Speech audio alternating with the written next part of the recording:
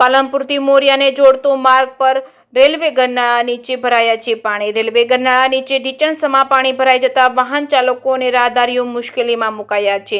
15 થી 20 ગામને જોડતા આ મુખ્ય માર્ગ પર પાણી ભરાઈ જતા વાહન ચાલકો અને રાહદારીઓની મુશ્કેલી વધી છે। મોરિયા મેડિકલ કોલેજ જવાનો મુખ્ય માર્ગ હોવા છતાં પણ કોઈ પણ પ્રકારના પગલાં લેવામાં આવતા નથી। સ્થાનિક લોકોએ તંત્રને વારંવાર રજૂઆતો કરવા છતાં તંત્ર દ્વારા કોઈ પ્રકારના પગલાં લેવામાં આવ્યા નથી। તાત્કાલિક ધોરણે પાણી ન ભરાય તે માટેનું કામ કરવામાં આવે તેવી સ્થાનિક લોકો અને વાહન ચાલકોની માંગ છે। જો રસ્તાનું કામ ટૂંક સમયમાં નહીં કરવામાં આવે તો ગાંધી ચિંધ્યા માર્ગે આંદોલન કરવાની સ્થાનિક લોકોએ ઉચ્ચારી છે ચીમકી। જેકેએસન્યૂઝ ગુજરાતી સાથે ભરત ઠક્કર, ડીસા।